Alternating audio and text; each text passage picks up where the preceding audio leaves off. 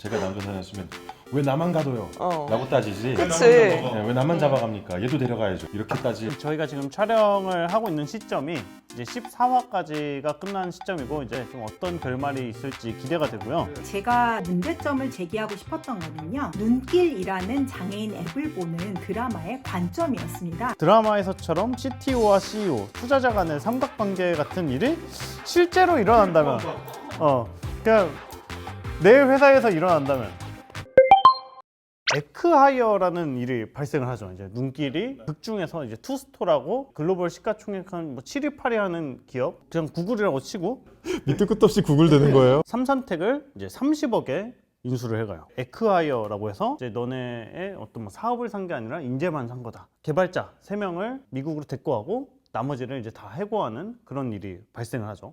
인재만 이렇게 쏙 사가는 에크하이어 실제로 많이 있는 일인지 에콰이어가 돼보신 이수지 대표님이 기분이 어땠어요? 1억이라는 그런 현금 같은 거를 실제로 확인하면서 아 이게 실제 현금화가 될 수 있는 경험이었구나 라는 거를 깨달았고요. 그때 같이 일했던 팀원들도 좀 다 월급이 정상화되는 경험을 하면서 이 경험은 인정받았다. 아니 근데 진짜 저렇게 서비스에 애정이 있기 때문에 이 서비스가 그냥 유지되는 걸로 끝난다는 거에 아쉬움이 당연히 있고요. 기대와 달랐던 약간 슬픔? 처음 만들었던 서비스 접었을 때도 공동창업자랑 술 엄청 먹고 거의 울 지경이었거든요. 그래서 그런 슬픔이 있긴 했지만 더 큰 목표를 향해서 거기에 일원으로서 같이 합류한다 이런 관점에서 명분을 만들어서 화이팅했죠.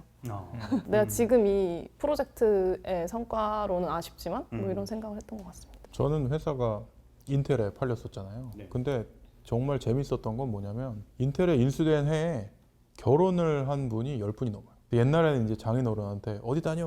올라웍스를 다닙니다. 그럼 그게 뭐예요? 뭐 약간 이런 건데 그 뒤부터 이제 장인어른 만나러 가면 띵띵띵띵 하면서 아시죠? 인텔 뭐 약간 이런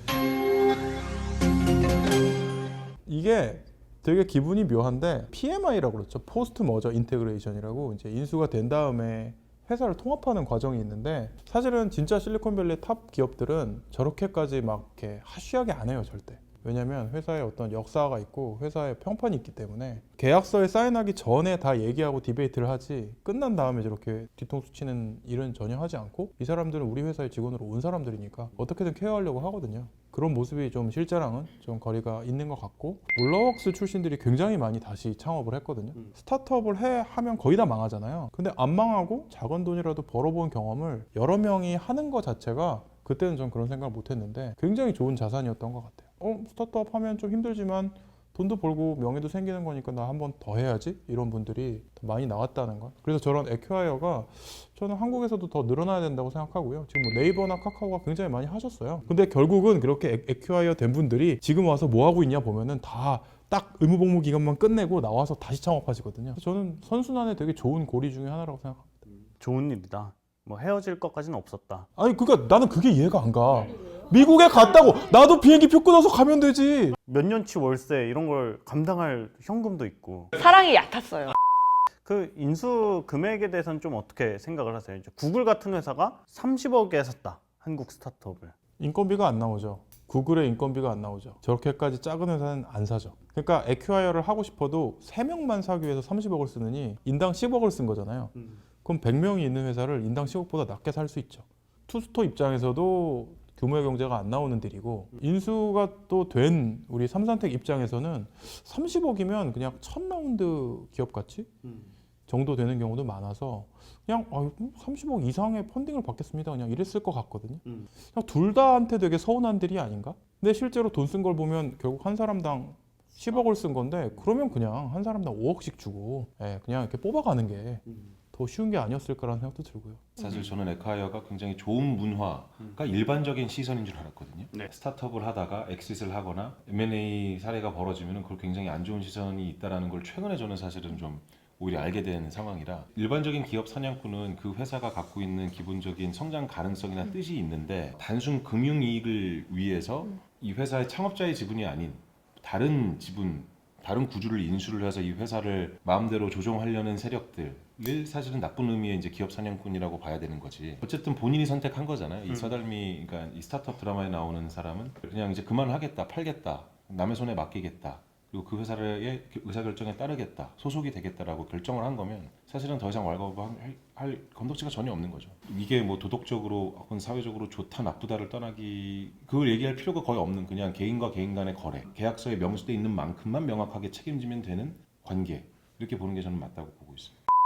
제가 서달미 저 정사하라면 아주 즐겁게 엑싯을 한 다음에 저 스토리를 팔 것 같아요. 내가 누구냐면 그 글로벌 기업 투스토에 회사를 엑싯시킨 사람이다.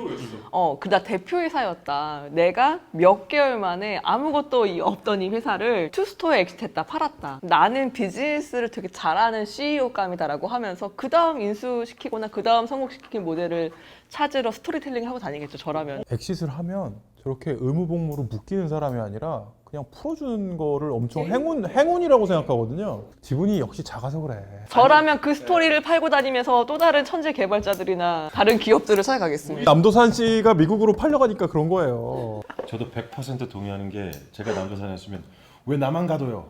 라고 따지지. 그치. 네, 왜 나만 잡아갑니까? 얘도 데려가야죠. 이렇게 만약에 따질 거면 그렇게 따지지. 왜 같이 안 데려가줘요? 라고 얘기하지는 않을 거예요. 여기서도 제일 희생자는 이산이야. 지분도 제일 적은데 같이 팔려가잖아 미국으로. 30억이니까 64%면은 그래도 한 18억 정도 남도산이 벌었겠죠? 노 세금 22.5%. 좀 더 되지 않나요? 한 33%총 이것저것 다 하면. 그런가? 네. 역시 당장 눈앞에 돈이 보이시는 분들은 세금을 확실하게 알고 계시네요. 계속 뜯기고 있기 때문에 제가 엔젤 투자해도 엑시트를 해도 그만큼 나가요. 22.5%. 서달미, 용산, 뭐 철산, 사하, 남성환 이렇게는 한 1억 후반에서 2억 초반 이 정도가 이제 들어오는 거죠. 인건비도 건지지 못한. 근데 이게 불과 한 3, 4개월 사이에 일어난 일이라서 이제 정사랑 서달미는 이제 꿀인 거고 두 산 형제는 이제 인건비도 못 건졌을 수가 있는 거죠. 가장 해피한 거죠. 서달미는 지금 눈물을 흘리지만 가슴속으로 행복해야 되는 거죠. 다음에 누굴 꼬실 것이냐. 그런 정신 세계를 갖고 계신 거군요, 팀장님.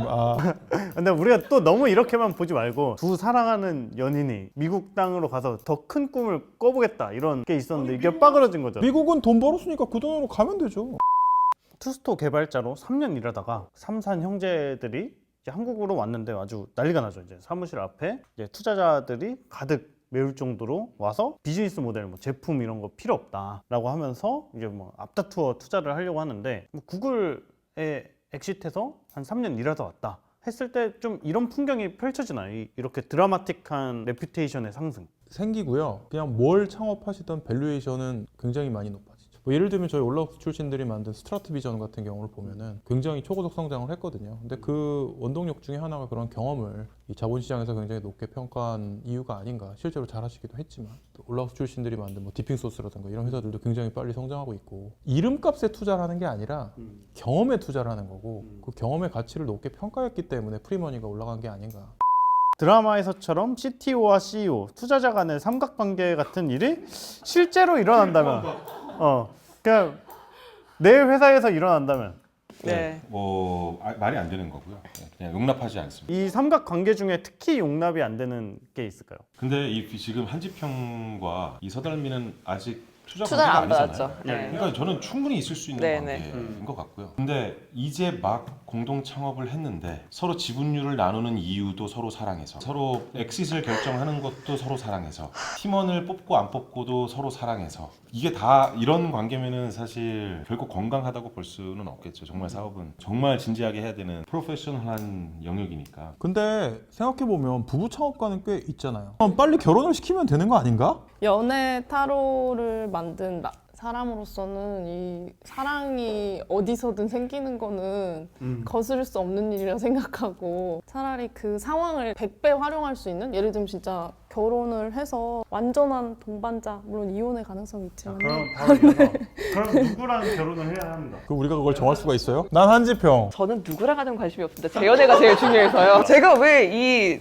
즐거운 저녁에 그런 고민을 하고 있는지. 죄송합니다. 굳이 골라다면 저는 한 팀장. 자신의 상황에서 도움을 주려고 노력하는 인물인 것 같아요. 남도산. 네, 저는 완전 개인적인 이유인데 아니, 저는 이제 개발 베이스가 아니다 보니까 기획자 베이스이기도 하고 아이디어가 너무 많아요. 그래서 그 아이디어를 계속해서 실행할 수 있는 동반. 아니야 노예 그거는.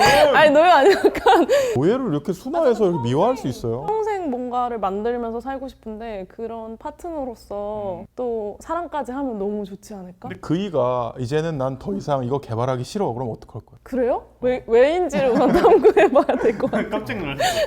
친한 개발자 동생 데려와 이러겠죠. 대표님은 어떻게? 제가 오늘 대화를 나누면서 느꼈던 거는 제가 얼리 스테이지에서 멀어진 지가 너무 오래됐구나 이런 생각을 했어요. 그래서 저는 한지평일 것 같아요.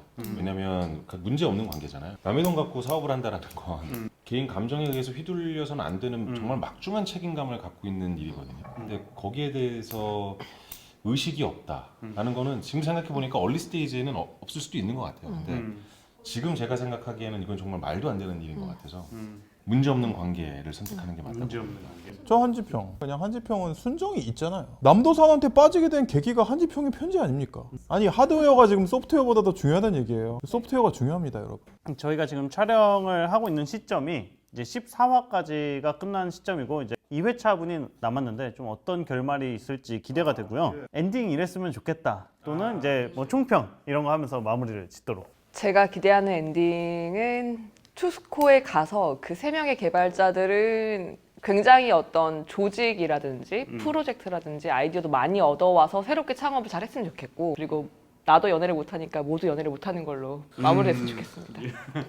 저는 이제 각자가 부부가 되고 각자가 누구랑 누군가요? 남도산이랑 달미가 이렇게 부부가 되고 각자 그 자기한테 간절한 아이템을 찾아가지고 창업가 부부가 되고요. 주말에 쉴 때 같이 또 이것저것 만들어보는 너무 감정이입했나? 전국의 개발자 여러분, 여기 솔로 훌륭하신 분이 계십니다. 그 댓글에 그 이메일 남겨주시면 연락이 갈 거예요. 제가 옛날에 사실은 이 드라마가 나오기 좀 전에 제가 드라마 카이스트를 좀 나왔었잖아요. 낙하산이라니요. 스카우트지. 제 이민재는요. 쟤는 연구실 귀신이어서 나 같은 처세의 달인이 옆에서 거들어줘야 된다니까요. 처세는 무슨 처세야 임마. 본못을 쓰겠지. 아니면 협잡이든가 임마. 아니 지금 인간 정만을 어떻게 채점하시는 겁니까? 에? 제가 그 정도밖에 안 보여요? 그 얘기를 하려는 게 아니고요. 남도산과 한지평이 서로가 사랑하는 사이였다는 거에 눈을 뜨고 그런 브로맨스로 끝나며 달미를 버리고 내가 미국에서 생각을 해봤는데 내가 원했던 건 너야 뭐 이렇게 끝나는 게 적절해 보입니다. 근데 그럴 수도 있어. 설득력 있는 엔딩 아닙니까 여러분? 약간 좀 드라마에서 묘한 긴장감을 카메라에 담은 게 조금 있어. 옷을 사주잖아 처음부터. 차를 내주는 건 쉽지 않은 결정이에요. 차와 시계는 결정적이죠. 차가 AMG더라고. 저는 아쉬웠었던 게 투스토어에 가셨다가 이제 한국으로 돌아와서 지금 다시 스타트업을 하려는 분위기가 이제 형성이 되고 있잖아요. 이게 사실 그 투스토로 다시 돌아가지 않고 한국에서 다시 스타트업을 해서 지금까지 만들어낸 프로그레스보다는 더 나은 프로그레스를 만들어내는 것까지 보여줬으면 좋겠어요. 지금 너무 얼리 스테이지에만 좀 집중이 돼 있었거든요. 분량이 2화가 부족할 수는 있는데 사실은 정말 익사이팅한 여정은 진짜 시리즈 B, C 혹은 진짜 BEP 넘기고 기업으로서 성장을 하는 과정이 훨씬 더 재밌을 수가 있는데 그런 과정이 담길 수 있을지는 모르겠지만 좀 커버가 됐으면 좋겠다라는 생각을 갖고 있습니다. 예상을 해보자면 이게 틀릴 수도 있고 영상이 나갈 때쯤이면 종영이 됐을 수도 있겠지만 아까 말씀하신 그 단계가 남은 2회차에 번갯불에 콩고 먹듯이 정말 빠르게 진행이 될 것 같아요. 상장 종을 갑자기 치고 있을 수 있어요. 약간 K-드라마의 특성을 생각을 해보면은 그 뭐 상장 IPO 이런 게 중요하다기보다는 못된 대기업으로 나오는 이제 모닝그룹을 엿을 먹이는 그런 장면을 보여주고 좀 끝내지 않을까. 아무튼 뭐 그렇게 예상을 해봅니다. 안녕하세요. 장애인 이동권 컨텐츠 협동조합인 무이를 운영하는 홍윤희라고 합니다. 저는 G마켓 옥션을 운영하는 이베이 코리아에서 일하고 있기도 합니다. 딸이 휠체어를 이용하고 있어서 드라마 스타트업에서 장애에 관련된 서비스를 다룬다고 해서 관심을 갖고 있었는데요. 미디어에서 장애를 불쌍하거나 동정의 대상으로 볼 때 비판을 굉장히 많이 받는데요. 드라마 스타트업에서는 그런 클리셰를 벗어나기 위해서 상당히 노력을 한 것 같아요. 제가 문제점을 제기하고 싶었던 거는요. 눈길이라는 장애인 앱을 보는 드라마의 관점이었습니다. 드라마에서는 눈길 서비스를 오로지 장애인을 위한 서비스로만 봅니다. 그리고 장애인을 위한 서비스는 돈이 되지 않는다. 기업 CSR에서나 투자를 할 만하다. 라고 딱 못을 박아버려요. 그 지평은 이 서비스가 돈이 안 되는데 좋아하는 달미를 위해서 적선하게 했다고까지 했습니다. 저는 그 표현이 굉장히 많이 불편하더라고요. 결국 눈길 서비스의 그 서버 비용을 감당하기 위해서 그 모닝그룹의 CSR 자금을 받아내게 되잖아요. 그리고 그 마지막 화 16화던가요? 거기서 그동안 한지평의 투자를 계속 거절하던 도산이가 자율주행 서비스에 대한 투자는 적선이 아니기 때문에 투자를 받겠다. 라고 말했어요. 그런데 이거는 사실상 장애인을 위한 서비스 눈길은 적선하는 것이다. 그 서비스에 대한 투자는 적선하는 것이다 라고 두 번 더 못 박는 것과 같다라고 저는 봤습니다. 저는 무이라는 협동조합을 운영을 하면서 지하철 환승지도를 만들었거든요. 처음에 시작은 휠체어를 타고 다니는 제 딸이 지하철 환승을 편하게 하기 위해서 이걸 만들었어요. 휠체어 이용자들이 타는 그 지하철 리프트 있잖아요. 그 리프트가 굉장히 불편해요. 그래서 돌아가는 한이 있더라도 엘리베이터를 이용해서 지하철을 갈아탈 수 있는 방법이 없을까라고 시작을 했던 거거든요. 그런데 이 지도를 외부에 설득을 할 때는 휠체어 환승 지도가 아닌 교통약자 환승지도라는 이름으로 시작을 했었어요. 실제로 지하철 엘리베이터는 장애인들이 엄청나게 투쟁해서 만든 겁니다. 지하철 리프트에서 자꾸 장애인들이 떨어져서 사망하는 사례가 발생을 했기 때문에 그렇거든요. 그런데 지금 지하철 엘리베이터는 누가 가장 많이 이용을 할까요? 1대6 비율로 노인분들이 압도적으로 많이 이용을 합니다. 즉 엘리베이터는 모두를 위한 장치라는 겁니다. 그렇기 때문에 지하철 엘리베이터는 유아차, 노약자, 집 많은 사람들 모두를 위한 장치이기 때문에 돌아가더라도 엘리베이터를 이용하는 그런 환승 경로를 알려주는 거는 이건 휠체어를 이용하는 장애인들을 위한 서비스가 아니고 사실은 모든 사람들을 위한 서비스죠. 그러니까 스타트업이라는 이 드라마에서도 사실 그 장애 서비스를 묘사할 때 이런 접근 방식을 도입했다면 어땠을까 하는 아쉬움이 남습니다. 서달미가 눈길 서비스를 피칭하는 데모데이에서 이 서비스가 한국 시각장애인뿐이 아니라 세계 시각장애인을 겨냥한다라고 말했었잖아요. 조금 더 여기서 한 발 더 나아갔다라면 비장애인들에게도 이러저러한 기능에서 생활에서 유용하다라고 했다면 어땠을까요? 그렇다면 범용성을 더 강조를 할 수가 있었겠죠. 그럼 분명히 상업적으로도 성공할 만한 서비스가 됐을 거고요. 장애인으로 출발하지만 모두를 위한 서비스인 소위 말하는 유니버설 서비스라든지 이런 것들의 상업적 가능성을 좀 더 드라마에서 극화해서 보여줄 수 있었을 것 같다는 생각이 듭니다. 이와는 또 별개로 기술에 대한 고찰이라는 점에서 이 드라마가 보여준 두 가지의 그 장면이 제가 제 눈에 좀 띄었는데요. 하나는 달미 할머니가 도어락 대신에 난 기술 싫어 라면서 물리적으로 열쇠를 쓰는 장면이 있잖아요. 그리고 다른 하나는 AI 관제 기술 때문에 해고 위기에 몰렸던 도산이의 아버지가 데모데이에 가서 혁신하는 건 다 좋다. 하지만 그 혁신의 속도에 제동을 거는 사람도 필요하다 라면서 항변하는 장면이 있었습니다. 둘 다 기술 만능주의에 일침을 가하는 장면이에요. 또 장애인이 소외되는 거는 무인 키오스크가 늘어나는 것만 봐도 충분히 알 수가 있어요. 기술로 모든 걸 해결할 수는 없는 거거든요. 몇 년 전에 계단을 올라가는 휠체어가 만들어졌다고 했어요. 그 기사의 그 링크를 저한테 사람들이 되게 많이 보내줬어요. 그러면서 이제 너희 딸이 더 편하게 다닐 수 있을 거라면서. 그런데 저는 그걸 보면서 어떤 생각을 했을까요? 이건 얼마나 비쌀까? 자칫 세상의 장애물을 돈이 있는 개인이 그 기술을 돈으로 사서 극복을 해야 된다는 식의 편견을 낳을 수 있다는 게 굉장히 우려스러웠습니다. 그래서 이 드라마가 이런 기술 만능주의에 대한 문제 제기는 적합하게 한 것 같아요. 그렇지만 물론 답은 제시하지 않았죠. 드라마에 사실 뭐 그리 많은 걸 바라냐고 얘기를 할 수도 있을 것 같아요. 뭐 맞는 말이고요. 하지만 전반적으로 이 드라마 스타트업은 그 IT 분야와 스타트업 창업에 대해서 상당히 깊숙하게 들어갔다라는 점에서 점수를 많이 주고 싶습니다. 기존의 또 장애 관련 클리셰를 상당히 많이 제거했다는 점도 눈에 띄었던 것 같아요. 저의 스타트업 리뷰는 여기서 마칠게요. 전 정말로 재밌게 봤고 스타트업에 관해서 이제 관심도 가져주시고 정말 톱스타들이 나와서 이런 멋진 콘텐츠를 만들어 주셔서 제작진 여러분들께 정말 감사드린다라는 말씀을 이제 전해드리고 이제 저희가 뭐 이런저런 멘트를 하긴 했는데 비판을 위한 거라기보다는 왜 막판에 약한 모습 보여요? 예, 보시는 분들이 이제 보면서 또 이제 뭐 재미도 없고 이제 똑똑해지고 아는 것도 생기면 좋지 않을까 해서 그런 거니까. 마지막 조금 해드리고 싶은 얘기가 하나 아, 있긴 네, 한데요. 좋아요, 좋아요. 이게 사실 스타트업이라는 그 말 자체가 사실은 그냥 뭐 신생 기업이라는 뜻이잖아요. 이 드라마에서는 뭔가 되게 AI, 인공지능, 투자 많이 받고 좋은 차, 되게 그런 것들만 다뤄져 있는 것 같아요. 근데 아마 스타트업을 하고 계시는, 창업을 하고 계시는 대부분의 창업가 분들은 투자를 안 받으셨을 수도 있고, 그게 뭐 못 받든 안 받든 어쨌든 자기만의 사업 영역에서 자기 아이템들을 가지고 뭔가 비즈니스를 만들어 가시는 거잖아요. 그러니까 화려하지 않은 신생 기업들, 창업가들도 너무 많이 있는데, 그런 분들이 뭔가 이걸 보고 뭐 위축되시거나 이 회사, 뭐 우리의 비즈니스는 좀 덜 중요한 것이라고 평가절하를 하지 않으셨으면 좋겠어요. 그러니까 이게 되게 팬시하지 않은 창업가들도 각자 영역에서 되게 위대하게 노력하고 있다라는 것을 주변 분들도 많이 알아주시면 어떨까. 그럼요. 그 샌드박스에서 탈락한 그분들이 진짜 유니콘이 되어 있을 수 있습니다. 네, 아무튼 이것으로 드라마 스타트업 리뷰 마치도록 하겠습니다. 네, 시청해주셔서 감사합니다.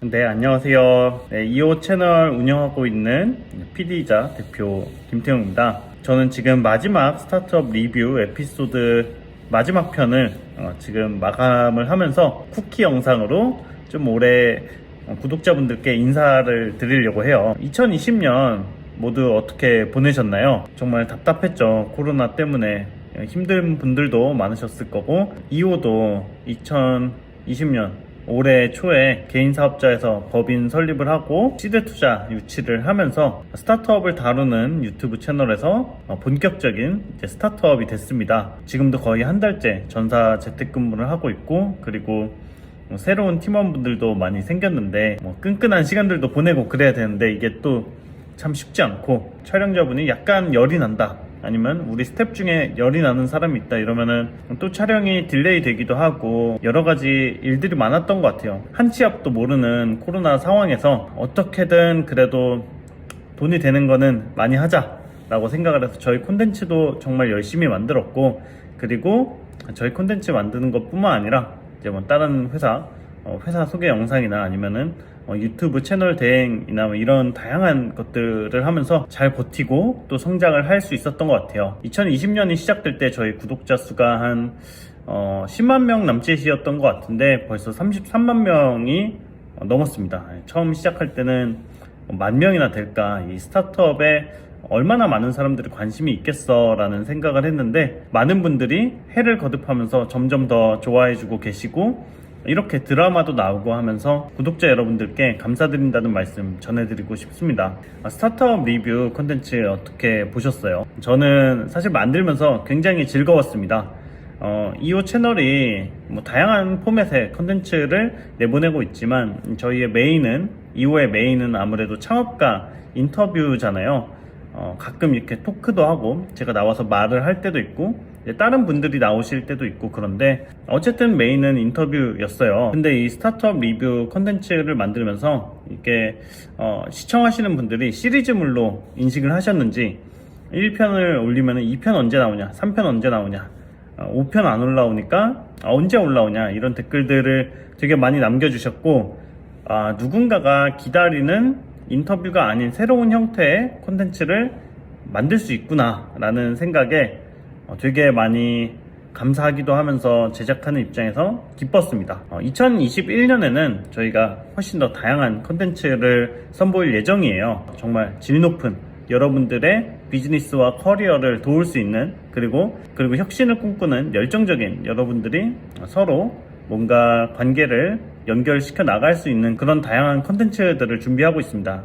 또한 유튜브에서 나아가서 어떻게 하면은 훨씬 더 효과적으로 콘텐츠나 스타트업 이벤트들을 쉽게 즐기고 여러분들이 서로 연결될 수 있을까 하는 고민에서 웹사이트도 만들고 이제 콘텐츠 채널에서 플랫폼으로 나아가려는 그런 준비들도 하고 있습니다. 여러분들께 올 한 해는 정말 너무 정신도 없고 힘들어서 여러분들과 소통을 많이 못한 게 아쉬워요. 초창기부터 구독하셨던 분들은 소통도 진짜 많이 하고 제가 파티 같은 걸 열 때도 있었고 영상에 나온 분을 실제로 눈앞에서 만나서 이야기 나눌 수 있는 그런 자리들도 많이 했었거든요. 바쁘다는 이유로 그리고 코로나라는 이유로 많이 못했던 해인 것 같아요. 그래서 좀 아쉬움도 남았습니다. 내년도에는 훨씬 더 발전하고 좋은 콘텐츠로 여러분들께 찾아뵙도록 할게요. 올 한 해 다들 너무 고생 많으셨고요. 항상 안전하고 건강하셨으면 좋겠어요. 연말 잘 보내시고요. 네, 행복한 성장하는 2021년 되셨으면 좋겠습니다. 네, 감사합니다.